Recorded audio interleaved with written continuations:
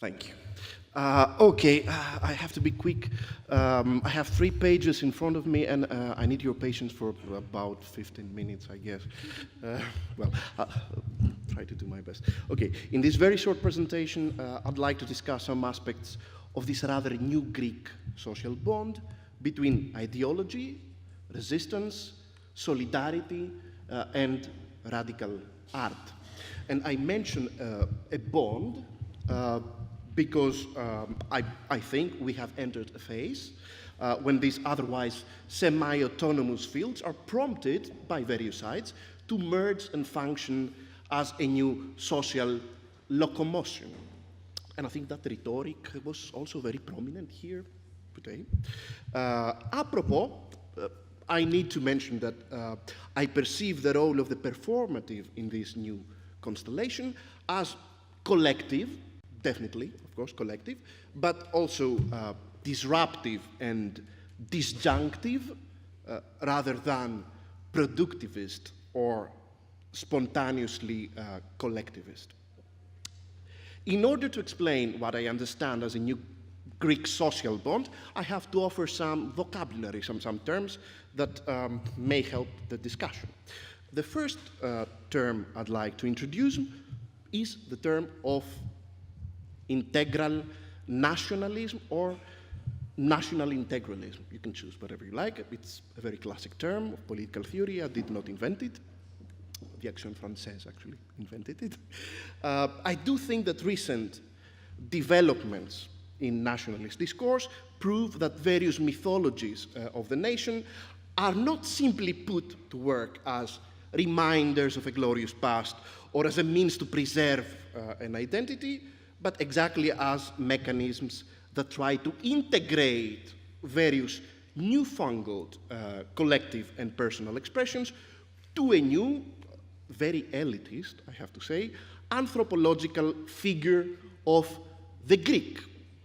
And this is the function of an identitarian national integralism that employs a selective reading of the recent past, a reading that reframes the Greek nation as an essentially resistant nation.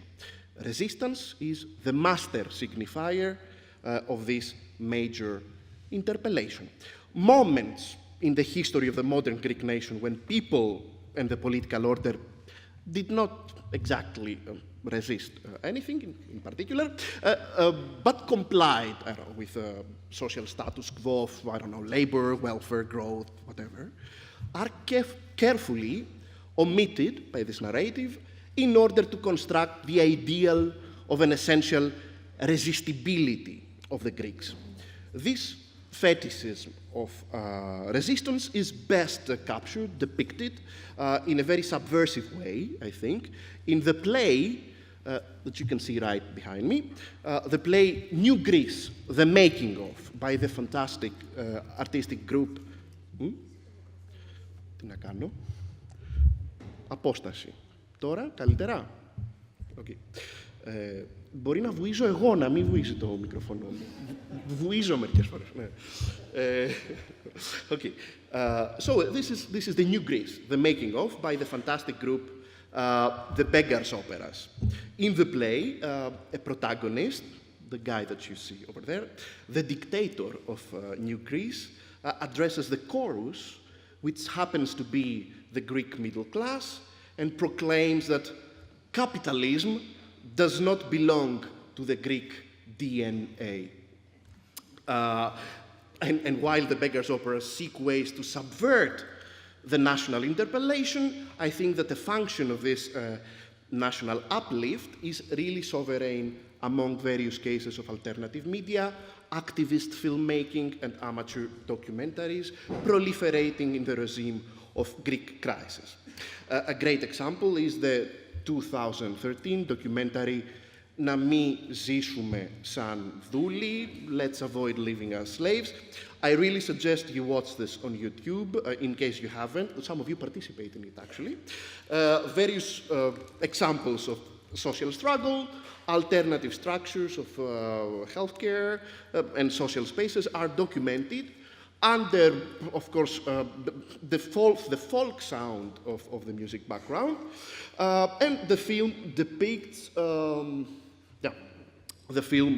actually depicts a national uprising that could be summed up in the slogan, "Let's return to the scale of the neighborhood and rebuild society on the basis of this small-scale unit."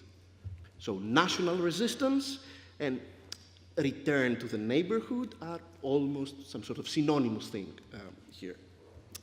But if you leave aside this category of documentaries and focus on avant-gardist artistic production of the post-2011, I'd like to call it post-Indignados period, then you come across, in my view, a really embarrassing fusion of lyrical humanism and overt nationalism.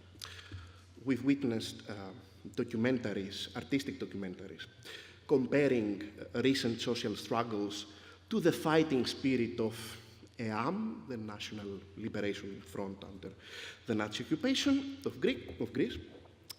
We have witnessed artists reading the letters of detained refugees while painting their faces black to resemble colonial slaves. We have witnessed prose artists on the stage of occupied theaters pompously declaring Greece the only place where just putting a flower on your table makes sense. No one would really like to unveil this repertoire of the synthesis between melancholy and nationalism right now. I think it's something I... Thank you. It's something I wouldn't like to do.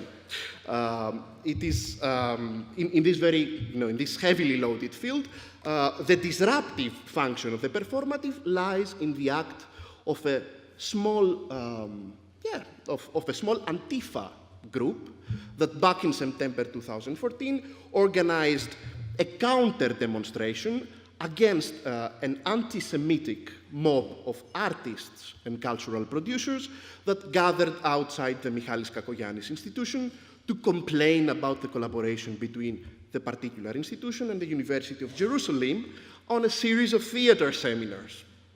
Now, the Antifa banner carried the phrase, "neither left nor right-wing anti-Semitism," and I find this way that this simple form of counter-demonstration thematizes the rampant anti-Semitism of both Greek society and the cultural field in particular, very inspiring.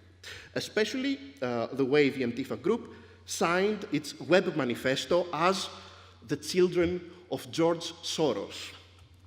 So the second term I would like to introduce to the discussion is the term ideology of autarky.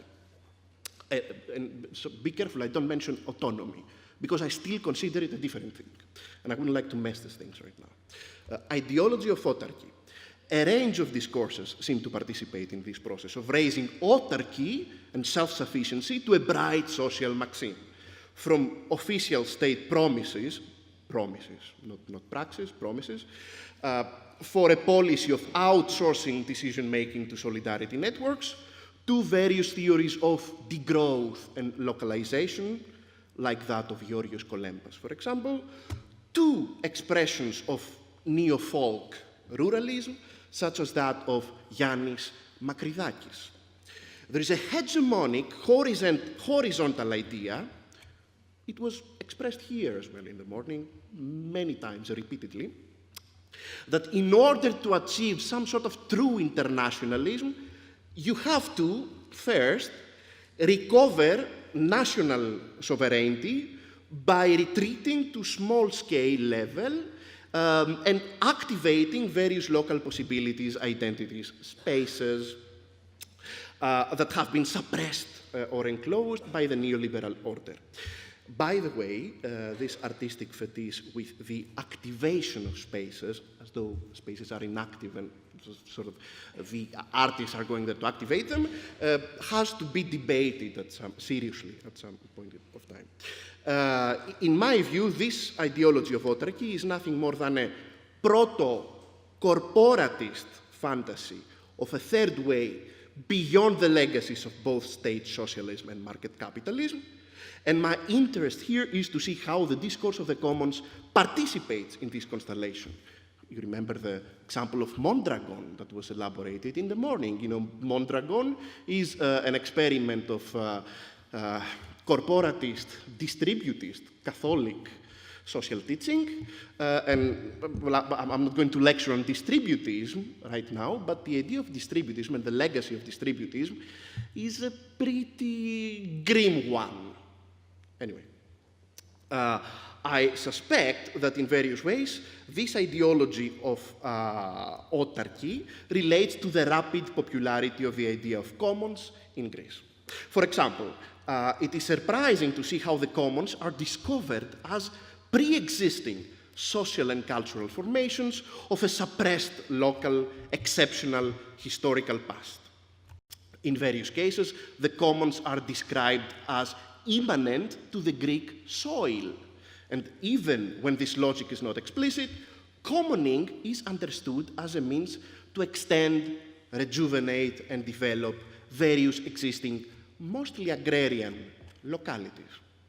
Now, I don't wish to go into detail regarding the philosophical framework and legacy of the commons. I have specific objections to every single theory of the commons I have come across, and they are a lot, from let's say, autonomous Marxism to post-situationist communization theory, but anyway, various objections. I'm not going to develop this here.